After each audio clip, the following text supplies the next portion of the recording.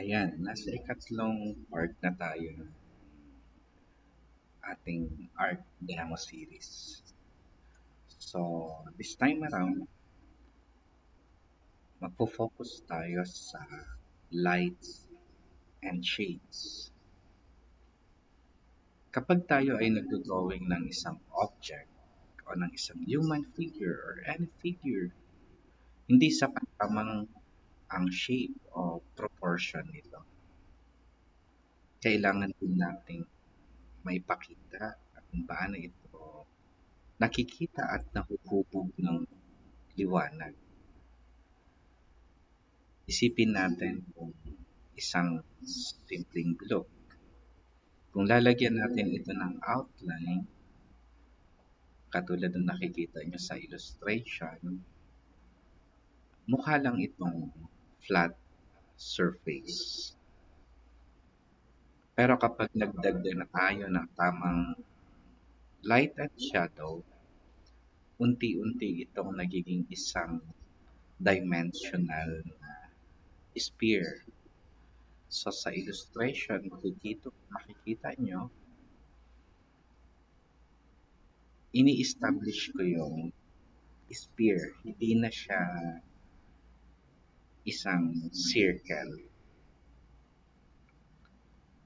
At dito pumapasok yung lights and shading natin. Ina-identify kasi natin yan. Natututunan natin kung paano natin gamitin ang liwanag at anino upang makalikha ng form, ng depth, at volume sa ating drawing. Sa figure na nakikita natin, nag-establish ako ng light somewhere sa kaliwa. Yan. Ah, gamitin lang natin itong tone para ah, maipakita natin yung half part na hindi natatamaan ng liwanag ay nagiging shadow. So, nagsisimula yan doon sa curve. Sinusubukan kong very light muna yung shade. Isa sa technique na ginagamit ko madalas, lalo na sa pencil, yung hindi ko siya agad idinidiin. Hinihintay ko na yung kulay na lumalabas sa pencil or any medium na ginagamit ay mag-fill in sa bawat hibla ng papel. Maliban na lang kapag gumagamit tayo ng other medium like paints, ink, pero ganun pa rin ang atake at ipinapakita ko ito in a simplest way ng rendering. Hindi ako masyadong concerned sa stiffness ng paghagod. Ayan. Kahit saan direction ka pumunta, mailapat mo yung kulay na tama. As long as na hindi mo siya dinidiin. Kapag paulit-ulit na dinadaanan yan, nagkakaroon din siya ng smudge effect. At yun yung nagbibigay ng intensity sa kulay ng lapis. Remember, lagi nyong titignan kung anong darkness ng inyong pencil. Normally kapag nasa B, start from HB, pa-dark na yan. At saka nawawala na yung parang wax na kasama ng graphite. Now, sa figure, makikita natin na unti-unti nade-defeat na yung mga lines. Kapag tayo ay nagdo-drawing, 'pag ginagawa natin itong realism or ah, mas concrete yung figure, nile-lessen natin yung mga lines. Pinapalitan natin ito ng tone, different tones. Dito natin makikita na ang illustration, hinahanap natin light, mid-tone, dark tone, and shadow. And later on sa bandang ibaba, makikita niyo yung reflected light. Okay? Ayan. Ah, almost real time yung video natin. Ah, para lang makita natin na hindi siya edited. Ah, paulit-ulit ko lang siyang dinadaanan with a very light touch. Hindi ako masyadong concerned kung paano mo siya hinahawakan, paano mo siya inilalapag. Ang mahalaga, naiilagay mo yung tamang value ng dark. So,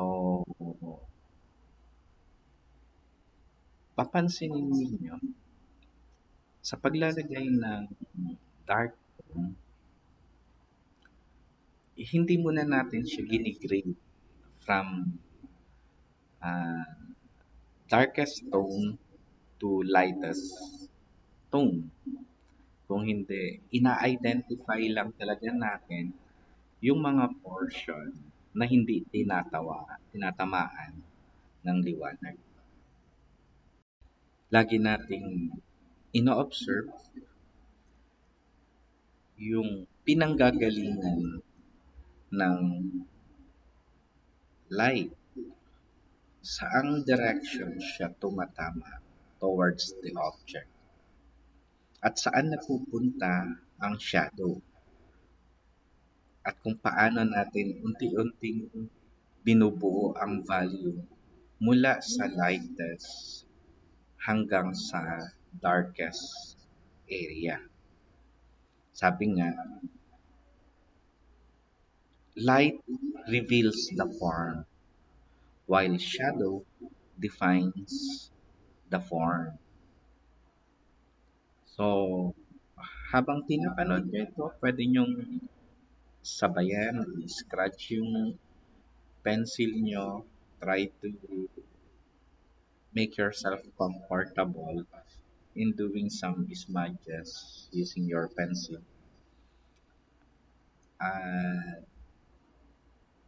Mapapansin nyo yung separation nung paglalapat ko ng itim, no? Mas darker yung portion ng dark kesa sa value doon sa tinatamaan ng liwanag. Tapos magkakaroon ng core shadow yan, yung pinaka-umpisa, mas mataas yung intensity ng transition kapag ah, direct light yung tumatama.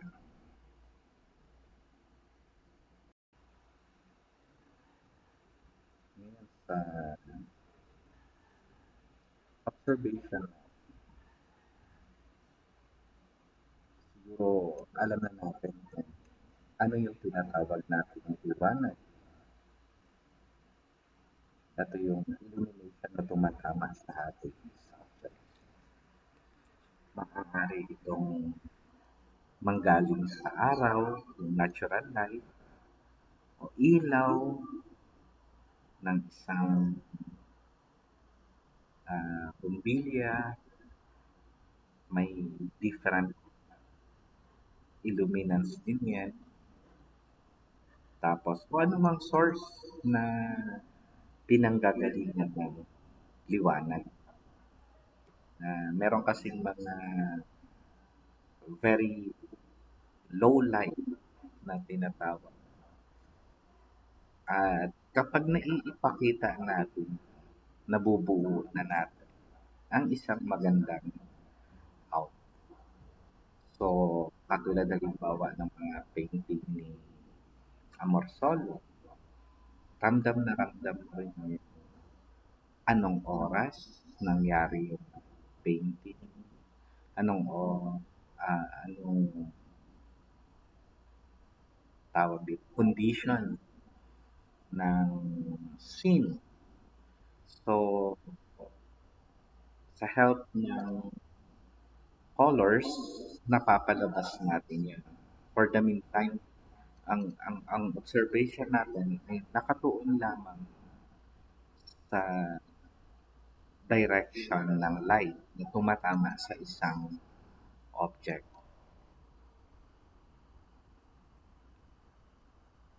At syempre, kapag may liwanag,